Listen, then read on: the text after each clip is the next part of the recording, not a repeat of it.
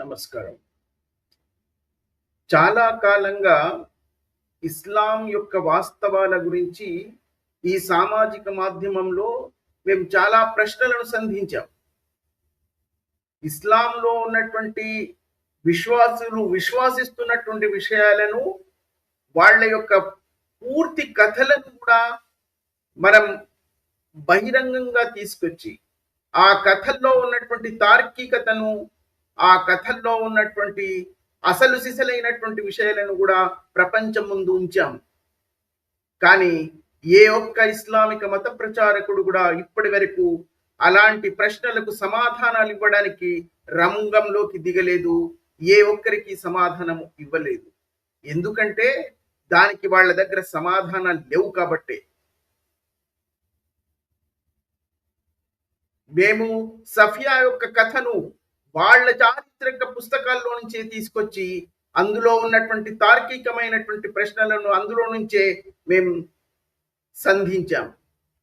ఒక స్త్రీ వాళ్ళ కుటుంబాన్ని మొత్తం సర్వనాశనం చేసి, వాళ్ళ ఆస్తులను మొత్తం దోచుకొని, వాళ్ళ పురుషులను మొత్తం హతమార్చినటువంటి ఆ వ్యక్తిని, అందులో ఆ గిరిజన నాయకుడి యొక్క భార్య అయినటువంటి సఫియా, ఆమె యొక్క భర్తను అతి దారుణంగా హింసించి చంపిన తర్వాత, వాళ్ళ యొక్క ఆ గిరిజన తెగకు సంబంధించిన ఆస్తి మొత్తం ఎక్కడ దాచామని అతని చిత్రవధకు గురి చేసి, ఆ ఆస్తి మొత్తం దోచుకోవడానికి, ఆ ఆస్తి యొక్క ఆ దాచిన స్థలాన్ని కనిపెట్టడానికి ఆ సఫియా యొక్క భర్తను చిత్రవధ చేసి చంపేసిన తర్వాత, ఆ తెగకు చెందినటువంటి స్త్రీలను, పిల్లలను మొత్తం బంధించి బానిసలుగా చేసుకుని తీసుకొచ్చి, అలాంటి సఫియా ఆమెను కూడా బంధించి బానిసగా తీసుకొచ్చిన తర్వాత, ఎవరైతే వాళ్ళ కుటుంబంలో వాళ్ళ యొక్క తెగపై ఇంత దారుణమైనటువంటి అరాచకత్వం చేశారో, అలాంటి వ్యక్తిని ఆవిడ ఇష్టపడి ప్రేమించి వివాహం చేసుకుంది అని ఏదైతే వీళ్ళు కథలన్నీ ఆ చారిత్రక పుస్తకాల్లో పొందుపరిచారు, ఆ కథలను విశ్వాసిస్తున్న ఈ కోటాను కోట్ల మంది విశ్వాసుల నుదిటి మీద మేము నిలదీసి వాళ్లకు ప్రశ్నించాం. ప్రపంచంలో ఏదైనా స్త్రీ ఇలాంటి వాడిని ప్రేమిస్తుందా, ఇష్టపడుతుందా, ఇష్టపడి వివాహం చేసుకుంటుందా? కానీ ఏ ఒక్క ఇస్లామిక ప్రచారకుడు కూడా దీనికి సమాధానం చెప్పడానికి రంగంలోకి దిగడు. పైగా అడ్డమైన సాగు కథలు తీసుకొచ్చి దీన్ని సమర్థించుకోవడానికి ప్రయత్నిస్తారే తప్ప దీనిలో తర్కానికి వాళ్ళు సమాధానం చెప్పలేకపోయారు, చెప్పలేరు. నా భర్తతో సహా నా కుటుంబ సభ్యులను చంపేసి మా సంపదంతా దోచుకొని ఎక్కడో దాచిన మా తెగవారి సంపద మొత్తం ఎక్కడ దాచారో చెప్పమని. నా భర్తను దారుణంగా హింసించి చంపిన నిన్ను నేను మనస్ఫూర్తిగా ప్రేమించి వివాహం చేసుకున్నానని మీ అనుచరులు కథలుగా ప్రచారం చేస్తున్నారట కదా. 6 సంవత్సరాల ఆయేషాను వివాహం చేసుకోవడానికి ఒక కొత్త కథను అల్లి, నేను స్వప్నంలో సృష్టికర్త నాకు ఈ చిన్న అమ్మాయిని చూపించాడని, ఈవిడను నువ్వు వివాహం చేసుకోవాలని నన్ను ఆజ్ఞాపించాడని, నన్ను కోరాడని, వాళ్ళ తల్లిదండ్రులను బహుశా ఇతను మభ్యపెట్టి ఉండవచ్చు. లేదా ఆ తండ్రి అబూబకర్ అనేవాడు తన స్వార్థం కోసం, ఈ వ్యక్తి రాజు అయితే నేను సామంత రాజును అవ్వగలుగుతానో, లేదా ఈ వ్యక్తి చనిపోతే నా అధికారం నా చేతిలోకి వస్తుందనో, నా పబ్బం గడుపుకుంటానో, లేదా ఈ వ్యక్తికి కూడా ఒక చిన్న కూతురు ఉంది, నేను ఆమెను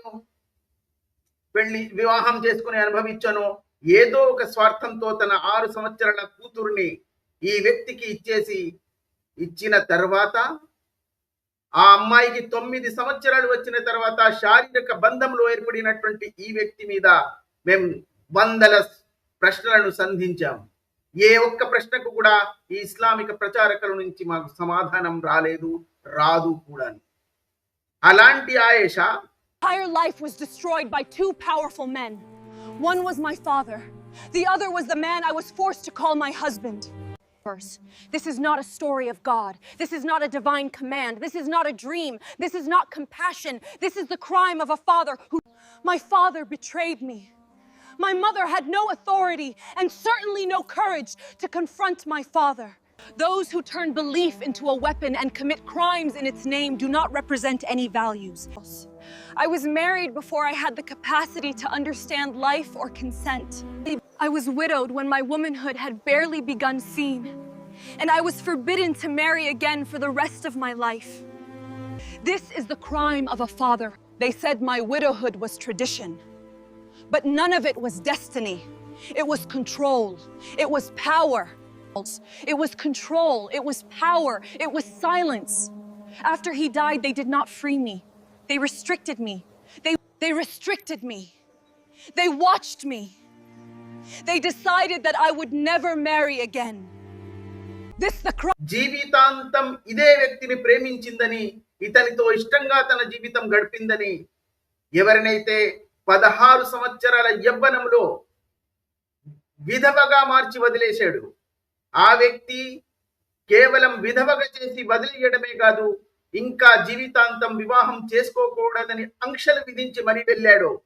అలాంటి వాణ్ణి తన యొక్క జీవితకాలం మొత్తం ఆరాధిస్తూ, ప్రేమిస్తూ, జ్ఞాపకం చేసుకుంటూ, ఆ జ్ఞాపకాల్లోనే బ్రతికిందని కథలు రాసినటువంటి వీళ్లను ఎవరైనా నిలదీసి అడిగాడా? మేము అడిగాం. కానీ దానికి వీళ్ళ దగ్గర సమాధానం ఉందా? దానికి అడ్డమైన సాకు కథలు తీసుకొచ్చి సమర్థించుకుంటారే తప్ప దానికి సమాధానం వీళ్ళు చెప్పలేరు. వీళ్ళు కాదు కదా, వీళ్ళ ఆ ఇస్లాంను సృష్టించిన వాడు మళ్ళీ జన్మిస్తున్నా కూడా దానికి సమాధానం చెప్పలేడు. మరి ఇవన్నీ మేము ఇన్ని ప్రశ్నలు వాళ్ళ ముందు సంధిస్తున్నప్పటికీ వీళ్ళు ఎందుకు మౌనంగా ఉన్నారు? లేదా మమ్మల్ని ఎందుకు ఇంకా వాళ్ళు వేలెత్తి ఎందుకు చూపిస్తున్నారంటే, వాళ్ళ పబ్బం గడిపేది ఈ మూర్ఖులను చేసి. ఎవరైతే ఇస్లామిక మత ప్రచారకులుగా రంగంలోకి దిగి పేరు ప్రశస్తితో ఉన్నారో వాళ్ళ పబ్బం గడుపుకునేదే ఈ సాధారణమైనటువంటి విశ్వాసులను ఇలాంటి మూర్ఖపు కథలు చెప్పి ఈ మూర్ఖత్వంలోకి వాళ్ళని తోసేసి వాళ్ళని మదర్సా మూర్ఖులని నామకరణం చేసింది. అందుకే వాళ్లను ఆ అంధకారంలోనే వదిలేసి వాళ్ళు తమ యొక్క పబ్బం గడుపుకోవడానికి, తమ యొక్క ధన సంపదను కూడబెట్టడానికి వాళ్ళు వాడుకుంటున్నారే తప్ప, అందుకే ఇలాంటి సమాధానాలు చెప్పడానికి వాళ్ళు మా ముందు రారు.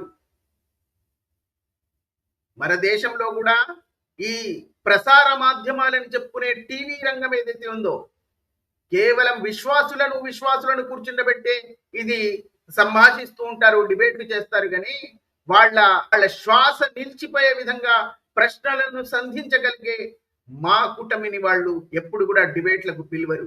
ఎందుకంటే ఈ ప్రసార మాధ్యమాలు అని భారతదేశంలో సృష్టించబడినటువంటి ఈ సోకాల్డ్ టీవీ ఛానల్స్ వాళ్లకు వాళ్ళ స్వార్థం. ఎందుకంటే వాళ్ళ ఎవరైతే ప్రేక్షకులు ఉన్నారో వాళ్ళు కూడా ఈ సమూహంలో నుంచి ఉన్నారనో, లేదా ఈ దేశంలో ఉన్నటువంటి కొన్ని చట్టాలకు భయపడియో వాళ్ళు మా లాంటి వాళ్లను ఆ డిబేట్లకు పిలువరు. ఎందుకంటే ఒకవేళ పిలిస్తే 2 నిమిషాల్లో వాళ్ళ శ్వాస ఆగిపోయే సమాధానాలు ప్రశ్నలు మేము సంధిస్తామని, వాటికి ప్రపంచంలో ఇలాంటి వాళ్ళు ఎవడు కూడా సమాధానం చెప్పలేడని అది వాళ్లకు తెలుసు. గనుక కేవలం విశ్వాసులను పిలుచుకొచ్చి వింటున్నటువంటి వాళ్ళని మూర్ఖుల్ని చేసి వదిలేయడమే ఈ ప్రసార మాధ్యమాల లక్ష్యం. అందుకే ఇప్పుడు ఈ టీవీ ఛానళ్ళన్న ఎంతటి దౌర్భాగ్య స్థితికి వాళ్ళు దిగజారిపోతున్నారంటే, వాళ్ళు కూడా సామాజిక మాధ్యమాన్ని ఆధారపడి బ్రతకాల్సి వస్తుంది. ఇప్పుడు ఎవరు టీవీ ఛానళ్లు చూడటం లేదు. దినపత్రికలు ఎలా మూతపడ్డాయో, కేవలం అలంకారప్రాయంగా మాత్రమే నడుస్తున్నాయో, ఇంకా కొన్ని రోజుల్లో ఈ టీవీ ఛానళ్ల స్టూడియోలు కూడా మూతపడతాయన్నది వాస్తవం. కేవలం ప్రభుత్వాలు ఇచ్చినటువంటి అడ్వర్టైజ్మెంట్ల వల్ల వాళ్ళు బ్రతుకుతున్నారు. ఇప్పటికే చాలా ఛానళ్లు చాలా దౌర్భాగ్య స్థితిలోకి ఉన్నాయి. ఎందుకంటే ఎవరు చూడట్లేదు, అందరూ సామాజిక మాధ్యమాల్లో వార్తలను సేకరిస్తున్నారు, నిజాలను వాళ్ళే తేల్చుకోగలుగుతున్నారు. ఎవరికి వారి ప్రసార మాధ్యమంగా మారిపోయాడు కాబట్టి వీళ్లను పక్కకు తోసేశాడు. వీళ్ళ అబద్ధపు కథలు, వీళ్ళ కేవలం జనరంజకం అని పేరుతో వాళ్ళు సృష్టిస్తున్నటువంటి అబద్ధపు కథలు, మేము సంధిస్తున్నటువంటి ఈ ప్రశ్నలకు ఏ ఒక్కడు కూడా సమాధానం చెప్పలేడు. ఏ ఇస్లామిక మత ప్రచారకుడైనా దమ్ముంటే, ధైర్యం ఉంటే, నిజంగా ఇస్లాంను మానవత్వం ఉన్నటువంటి ఒక మతంగా నిరూపించగలిగినటువంటి ధైర్యం ఉంటే మాలాంటి వాళ్ళ ఒక్క ప్రశ్నకు సమాధానం చెప్పమనండి, ఎవరైనా విశ్వాసిస్తారు, నమ్ముతారు. కానీ లోపల వాళ్లకు తెలుసు వీళ్ళు సంధించే ఒక్క ప్రశ్నకు కూడా వాళ్ళ దగ్గర సమాధానం లేదని, దాన్ని వాళ్ళు ఎట్టి పరిస్థితుల్లోనూ సమర్థించుకోలేరని అది వాళ్లకు తెలుసు.